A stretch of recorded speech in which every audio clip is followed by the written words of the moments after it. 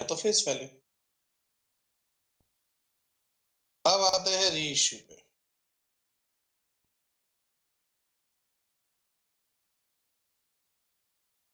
री issue of shares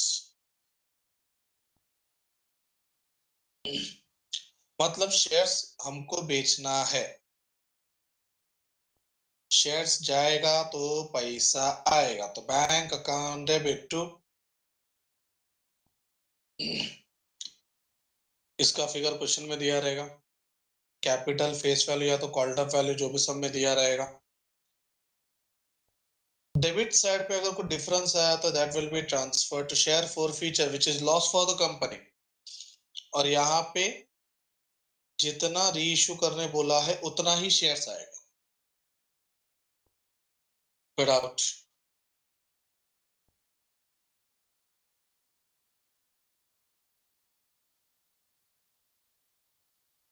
पक्का? चलो अभी एक मेरे को डाउट है, री issue can be at premium,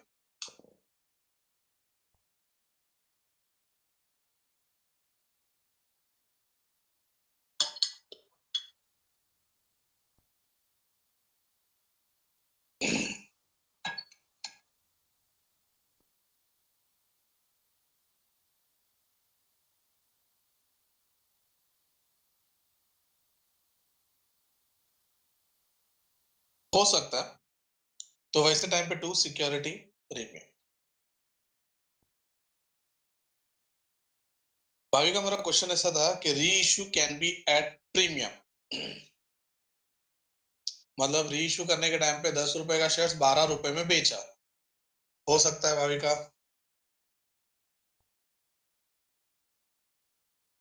yes, ऐसा हुआ तो सिक्योरिटी प्रीमियम एंट्री में आएगा, वरना नहीं आएगा। अच्छा, तो प्रीमियम और ये फोर फीचर दोनों एक साथ हो सकता है क्या? मेरा सवाल है ये और ये दोनों एक साथ हो सकते हैं क्या? ऋषभ बोल रहा नहीं, नहीं। Yes, perfect. तो मैं यहाँ पे एक ऑप्शन डाल देता हूँ, और either it will be loss either it will be premium.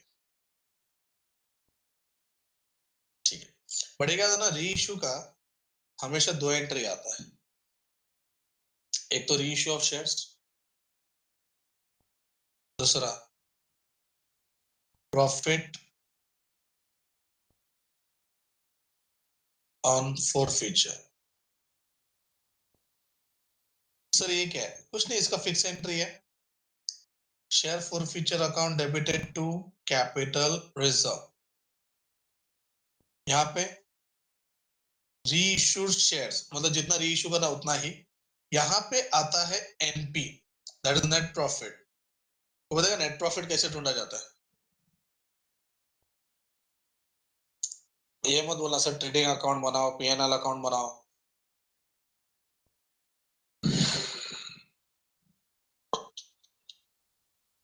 Four feature का प्रॉफिट, री इश्यू का loss.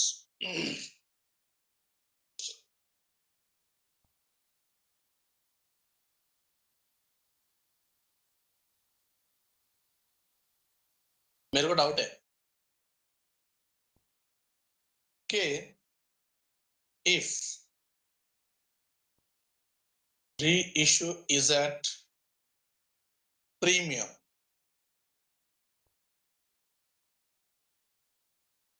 what will be the net profit?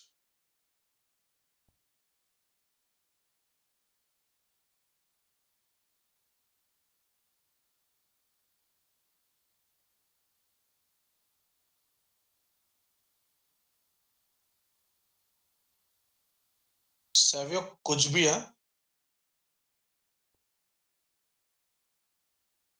if reissue is at premium, premium पे री इश्यू है तो लॉस होगा कहां से रे?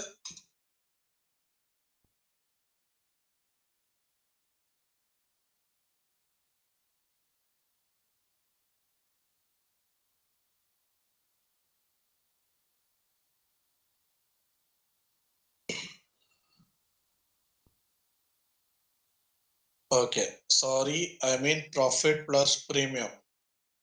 इतन प्रॉफिट प्लस सिक्योरिटी प्रीमियम, दोनों का प्रॉफिट।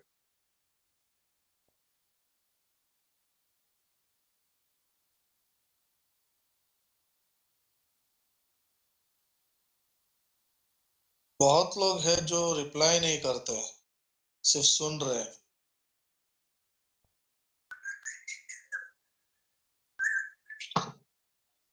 अच्छा चलो मैं आंसर बताता हूँ। Net profit will be equal to profit on forfeiture only.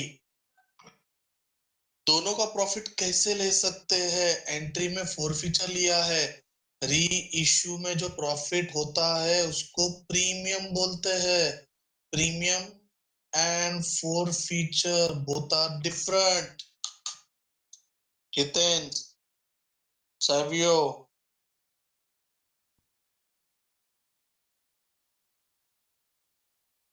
Premium का, सिक्योरिटी प्रीमियम का और फॉरफीचर का क्या लेना देना था? If reissue is at premium, then the net profit will be equal to profit on forfeiture। मतलब forfeiture में जो profit था वही profit capitalism में आएगा। I'm talking about the चिल्लर amount। प्रीमियम के profit को नहीं लेना है। Savio, Hiten, clear?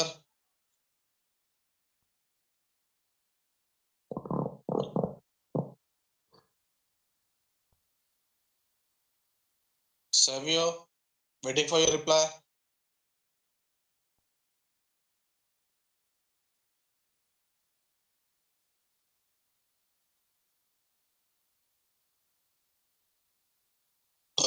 Sorry। Okay। अपना इश्यू, forfeiture, reissue कंप्लीट है।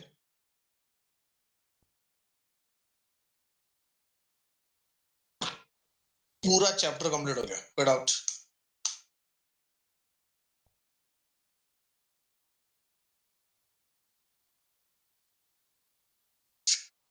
इससे रिलेटेड सम्स अपन ने सॉल्व किए हुए हैं, वो तुम लोग को एक बार रिफर करना है, रिवाइज करना है, एंड कुछ क्वेरी रहेगा तो तुम लोग नेक्स्ट लेक्चर में पूछ सकते हो।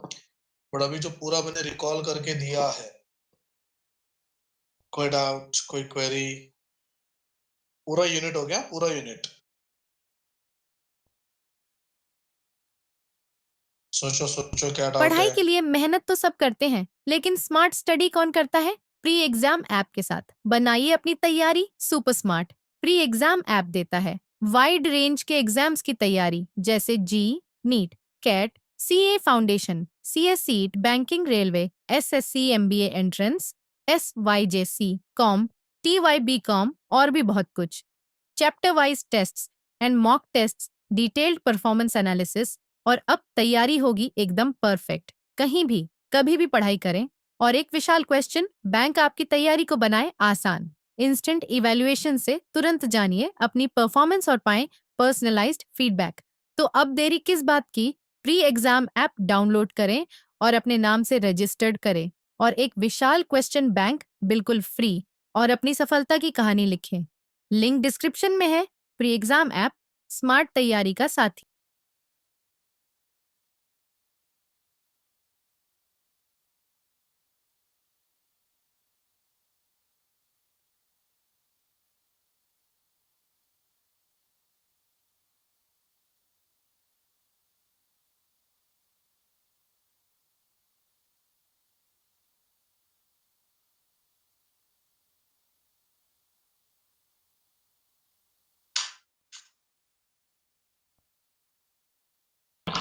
कोई डाउट?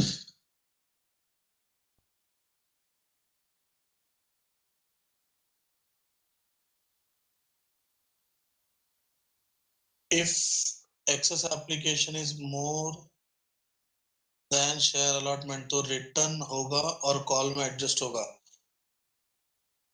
ऋषभ, बहुत बढ़िया क्वेश्चन है, बहुत बढ़िया डाउट है। ऋषभ का डाउट मतलब क्वेश्चन ये है, वो जो हम लोग ने एक बहुत बड़ा सम किया था जहां पे हम लोग ने बहुत बड़ा टेबल बनाया था अरियर्स का, उससे रिलेटेड है। मैं पहले ऋषभ का डाउट क्लियर करता हूँ।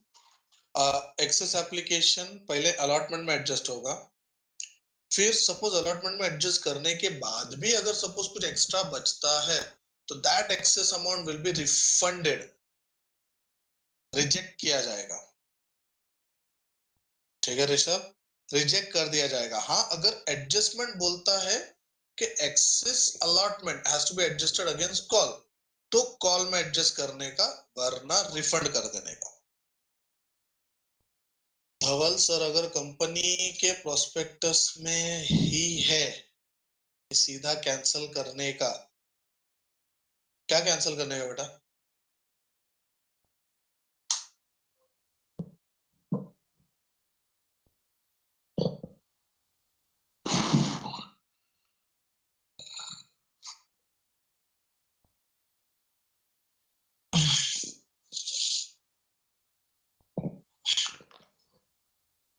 तो फिर फोरफिट कर देने का बोला है, तो फिर कैंसिल ही होगा। फिर हम कौन होते हैं?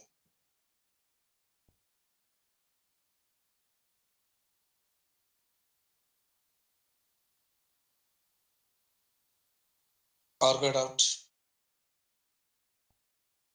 अच्छा लगता है डाउट पूछते हो तो।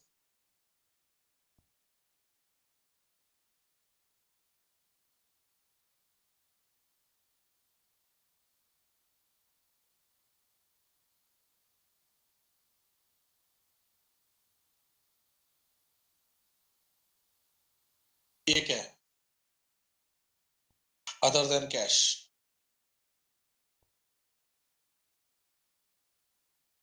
यहाँ पे बेसिकली लमसम इश्यू होता है।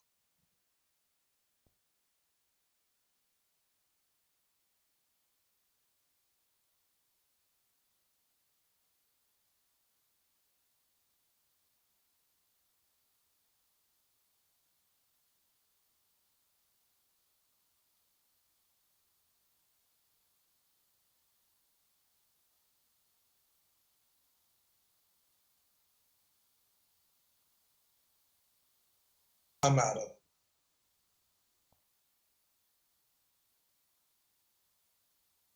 बहुत लोग टाइप करे बट दिखाई कुछ नहीं दे रहा है।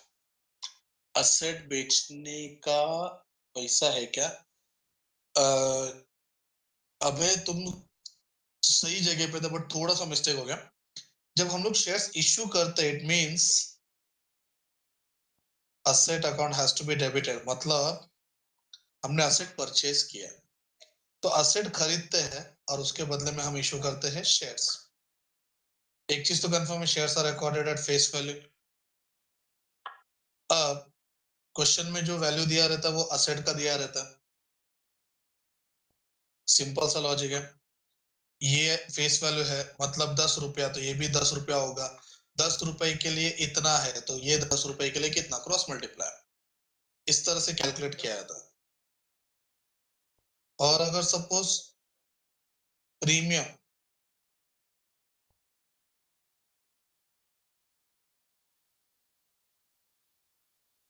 तो एंट्री क्या होगा, फेस वैल्यू मतलब 10, ये 2, तो ये कितना हो जाएगा 12। पहला हमेशा चिल्लर लिख देने का। क्वेश्चन में असेट का वैल्यू दिया रहेगा, तो सपोज दिया 1,20,000। अब क्या करना है, क्रॉस मल्टीप्लाई। याद रखना, क्वेश्चन में किसका वैल्यू दिया है, असेट का है, तो असेट के सामने जाएगा। और अगर शेयर्स का है तो शेयर्स के सामने जाएगा। This is issued for other than cash.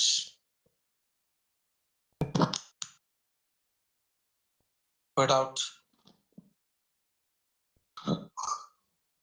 अब पूरा शेयर्स खत्म हो गया पूरा।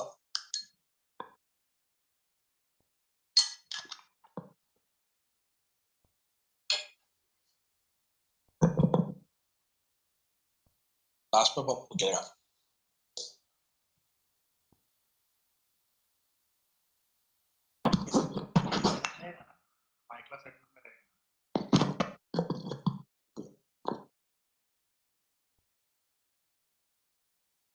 पब्लिक सिर्फ टाइप करते हुए दिख रही है, कुछ मेरे को कुछ रिप्लाई नहीं आ रहा है।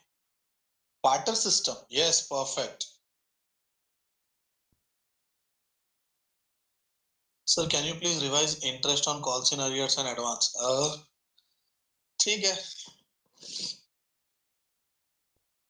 Interest on calls in arrears and calls in advance.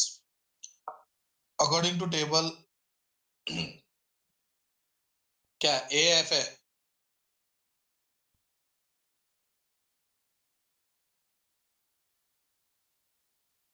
जल्दी बोलो, जल्दी बोलो. According to table A, according to table F.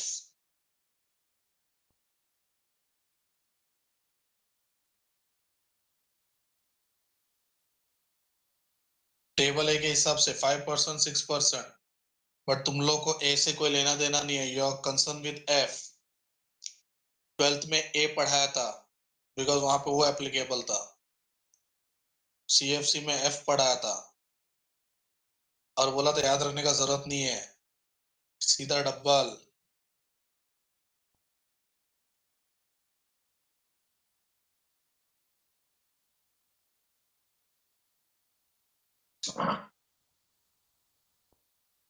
ठीक है, यहाँ तक कोई डाउट नहीं. अभी एग्जांपल लेते हैं. डेट वाइज चलते हैं थोड़ा सा. Application allotment for 1st June, August, November.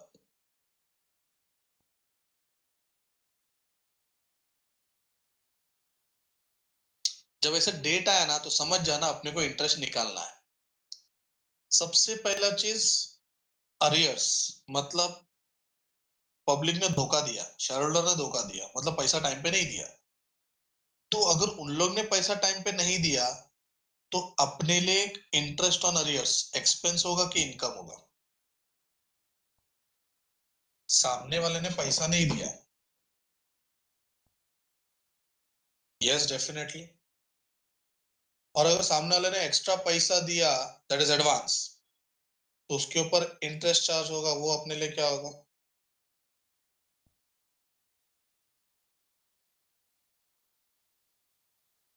ठीक है, ये पहले क्लियर कर दिया, फिर एंट्रीज करने में इजी हो जाता है. तो अभी अपन डेट वाइज जाते हैं. एप्लीकेशन मनी 3 रुपया, 5 रुपया, 2 रुपया, टोटल है 10. वही अपना सेम एग्जांपल. तो मिस्टर ए फेल टू पे अलॉटमेंट मनी 1000 शेयर्स है, but paid entire money at the time of call.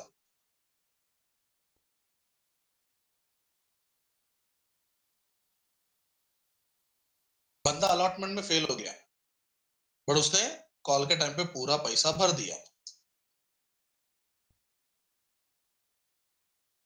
Interest आएगा कि नहीं आएगा? और आएगा तो कौन सा इंटरेस्ट आएगा? Interest on calls in. Fail है, फेल. जल्दी बोलो, ये अपना लास्ट पार्ट है.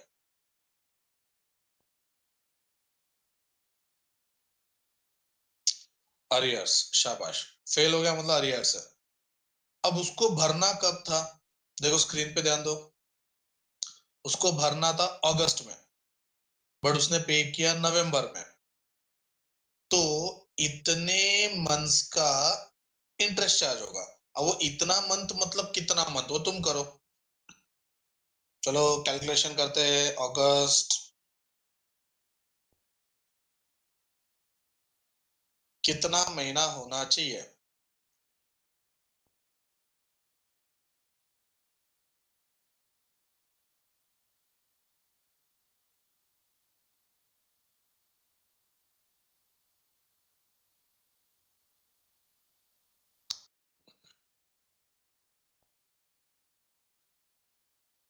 ठीक है, इतना टाइम लग रहा है. अगस्त, सितंबर, अक्टूबर,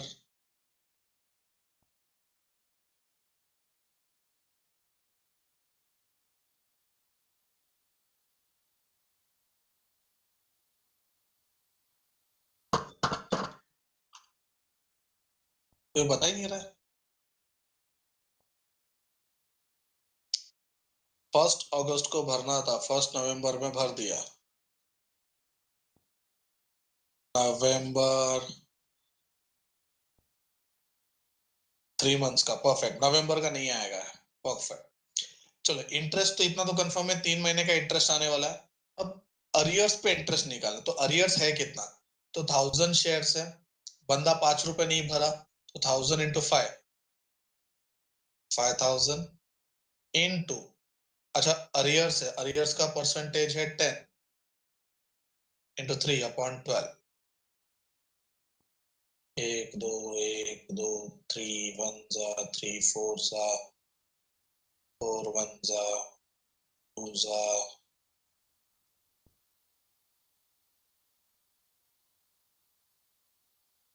if I am not wrong.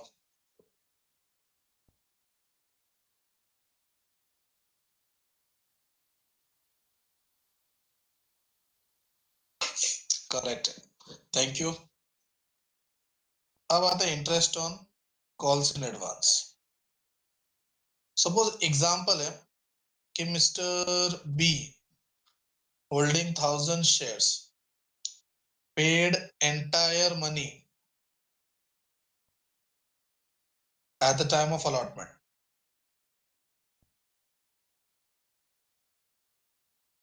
मतलब एंटायर बोल दिया, मतलब उसने अलॉटमेंट के टाइम पे सब पैसा भर दिया, मतलब कॉल का भी पैसा भर दिया।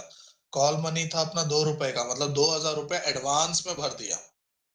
तो जब अपना अलॉटमेंट का एंट्री होगा, अलॉटमेंट फिर वसूली, तो हम लोग एक और एंट्री करेंगे, bank account debit to calls in advance 2000 का। ये कब होगा? 1 अगस्त को होगा।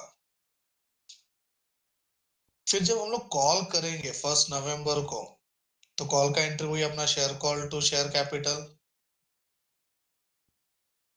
फिर दूसरा एंट्री आएगा bank account debit to share call. Share call का फिगर यहां से आ जाएगा। अब सीन ऐसा है कि कुछ तो एडवांस पहले से मिल चुका था, तो 2000 रुपए मिल चुका है, तो वापस मिलने वाला नहीं है, therefore bank will be balancing figure. अब 1 नवंबर को मुझे चार्ज करना है इंटरेस्ट, तो इतना तो कंफर्म है, 2000 रुपए का इंटरेस्ट, सॉरी 2000 रुपए का तुम्हारा एडवांस है, इंटू 12% इंटू, कॉल करना था नवंबर में, पैसा मिल गया अगस्त में, सेम एग्जांपल, तो तुमको पता है कितना मंथ्स आएगा, 3 months. 0 0 gets cancelled, 12 12 gets cancelled, 3 2 जा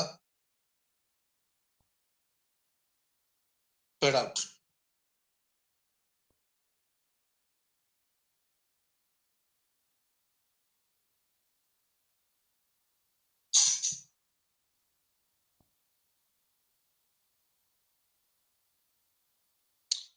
बैच कोई डाउट है तो पूछ लो। इंटरेस्ट का एंट्री क्या है वो बता रहा हूँ। अरियर्स इनकम है, ये एक्सपेंस है। इनकम है तो पैसा आएगा, एक्सपेंस है तो पैसा जाएगा।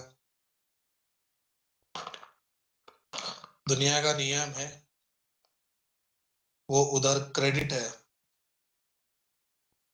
तो नेक्स्ट एंट्री में डेबिट। ये इधर डेबिट है, तो नेक्स्ट एंट्री में क्रेडिट।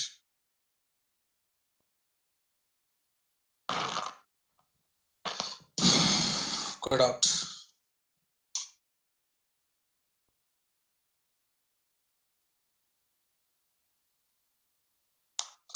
अब जाके पूरा शेयर्स खत्म हो गया, इनकेस कुछ रह गया तो बोल दो।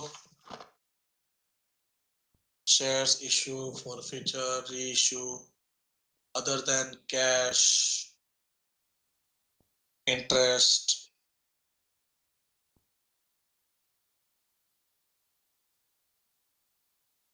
How to calculate interest का entries.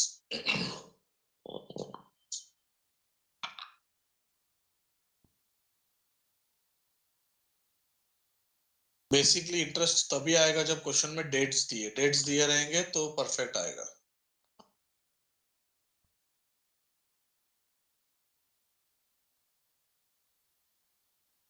ठीक है देन, आज के लिए इतना काफी है.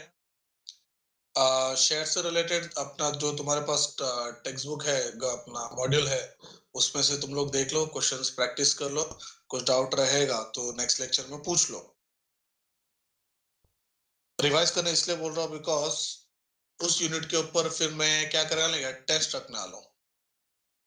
ठीक है, ऑब्जेक्टिव टाइप टेस्ट. तो प्लीज रेफर कर लेना, एंड कुछ क्वेरी रहेगा तो नेक्स्ट लेक्चर में पूछ लेना. और अगर कोई डाउट आता भी है तो एक पेपर पे लिख के रख देना. ठीक है, okay then, bye bye, take care. मिलते हैं नेक्स्ट लेक्चर में.